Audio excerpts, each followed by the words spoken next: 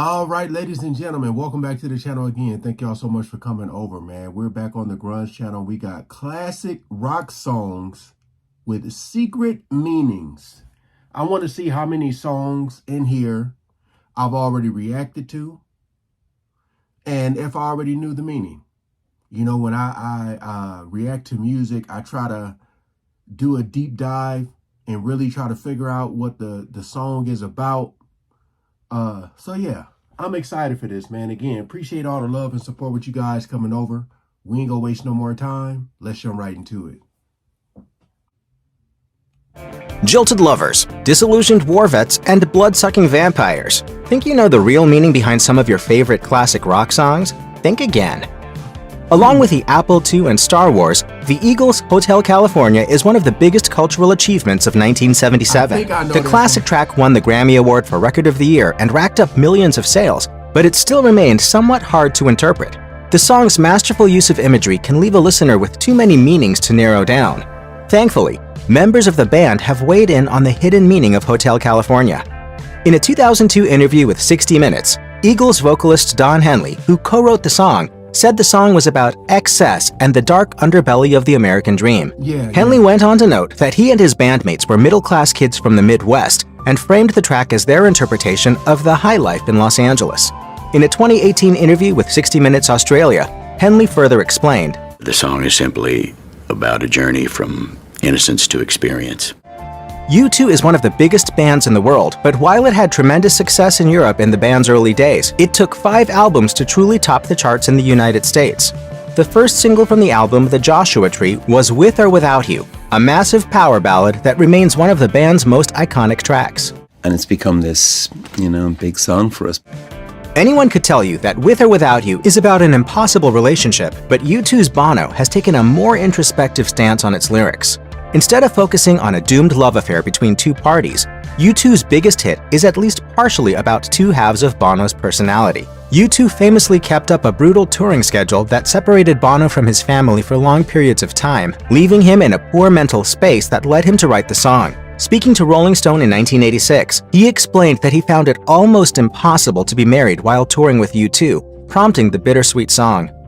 Bruce Springsteen's 1984 classic, Born in the USA, is not a subtle song, but the overwhelming majority of its uses in public life completely misinterpret the message of its lyrics. An embarrassing percentage of listeners hear the booming chorus and assume it's a mighty cry of patriotism and not the grim tale of a military veteran abandoned by his country. Springsteen also received positive attention from the song from a lot of people who he disagreed with, including Ronald Reagan, who gave the boss a shout-out in a speech. It rests in the message of hope in songs of a man so many young Americans admire, New Jersey's own Bruce Springsteen. A mention from the then President of the United States ultimately prompted Springsteen to address the misunderstanding during a concert. He playfully suggested that conflicting interpretations of his work only lead to greater popularity and success, and offered thanks to those who didn't get the message. While the song was initially a jab at the United States' unwillingness to take care of its veterans, many politicians who pursued further conflicts used Springsteen's work to promote their campaigns. The Police's Every Breath You Take was a massive hit that has only become more successful over the years. In 2019, Broadcast Music Incorporated recognized Every Breath You Take as the most performed song in their catalog of more than 4 million tracks. Hacky stand-up comedians and parody artists used to joke about the song as a stalker's anthem. The implication of those jokes is that the song was initially the kind of touching love story that would perfectly soundtrack a wedding, but those jokes accurately described Every Breath You Take's intentions. There's something a little off about it. I think that's its power. According to the Financial Times, Sting described the track as a nasty little song. He went on to explain, "It's about jealousy and surveillance and ownership." The song emerged from Sting's mind as a response to his first marriage falling apart and the impending breakup of the band. Like a lot of classic rock songs, Sweet Emotion is far better known for its bass riff and guitar. That's what I be saying, man. Like you could listen to music. I always talk about like songs that have like deep meanings, but like the beat is good. You find yourself dancing, but the song is like extremely serious when you do that deep dive and find out what it's about, and now you're feeling a little conflicted. Should I be dancing to this? But yeah, I knew about the Every Breath You Take. Arrangement than for the lyrics. A quick listen might give the impression of a song about freedom and the hippie spirit, but the lyrics are a bit more contentious and accusatory.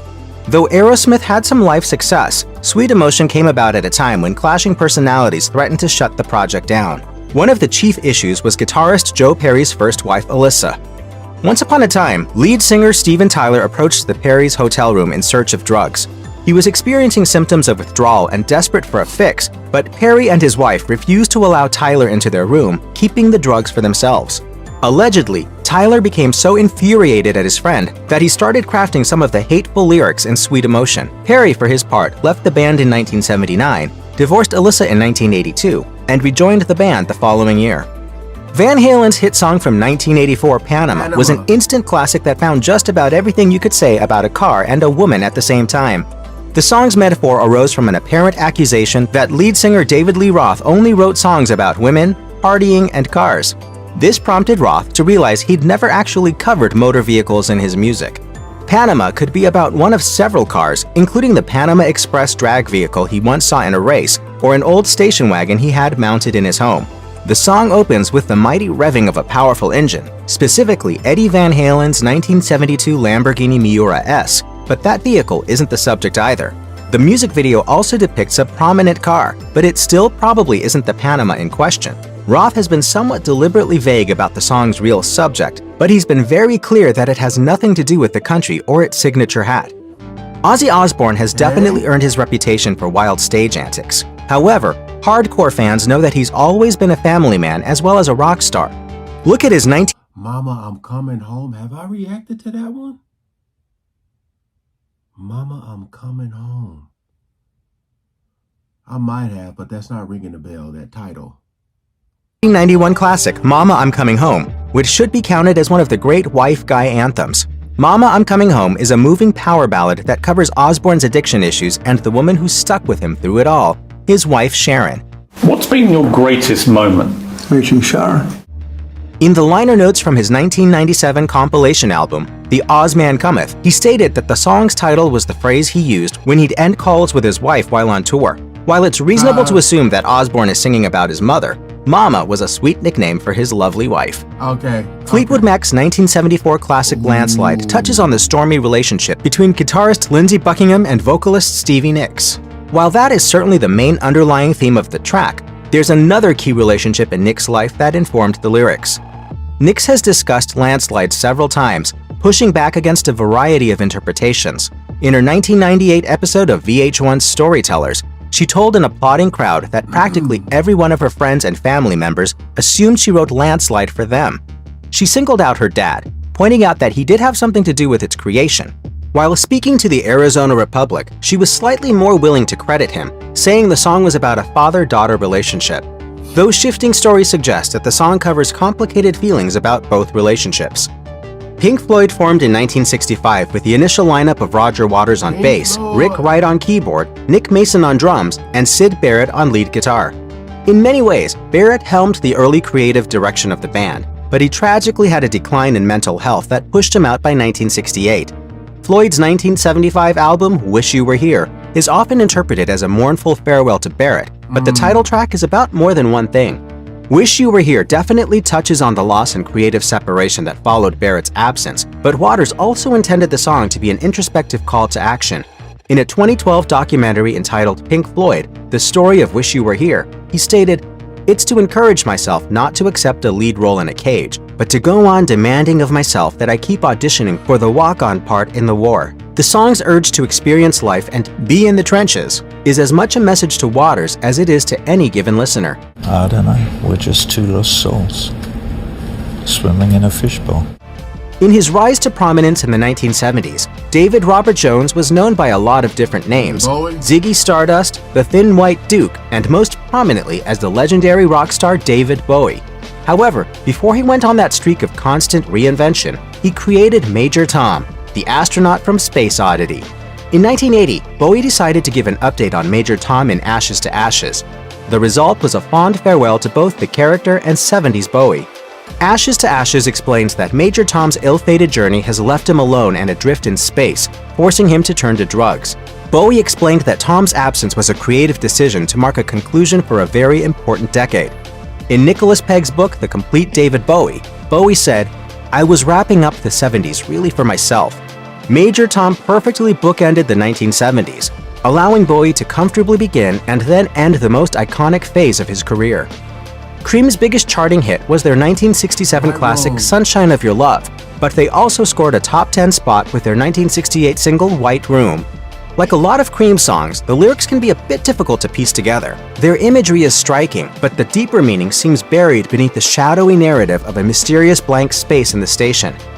While the music clearly borrows from Jimi Hendrix, the lyrics come from songwriter Pete Brown's Pale Apartment. Brown told Songfacts, "I lived in this actual white room and was trying to come to terms with various things that were going on."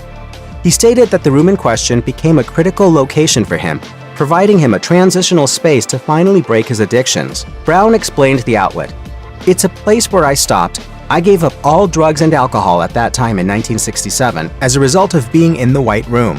Brown also stated that part of the reason the song is remembered today is that it maintains a bit of mystery in its cryptic lyrics. Bonnie Tyler's two most successful songs arose from her work with producer Jim Steinman, who made a name for himself working on operatic rock tracks for Meatloaf. Steinman wrote and produced her song Total Eclipse of the Heart, which immediately became one of Tyler's biggest hits, even though it wasn't originally intended for her. The lyrics to Total Eclipse of the Heart feel operatic in an almost gothic way, bathing their soaring romantic tone in references to shadow and darkness. When Steinman used the song again for his 2002 musical production Dance of the Vampires, he told Playbill that a musical about vampires was always its intended purpose. Come here. Steinman allegedly penned Total Eclipse of the Heart as Vampires in Love, stating that he was working on a musical of Nosferatu. The song stands perfectly well with the conceit that both main characters are vampires, arguably offering a lesson to future balladeers. So did any of this surprise or shock you? Did you guys already know this? Because in the past, when I've done music reactions and I do my deep dive, find out what the song is about, I've read a lot of comments where people would say, "Oh, I didn't know that. I didn't know this song was about this or that." Because a lot of times people just listen to music just to enjoy it.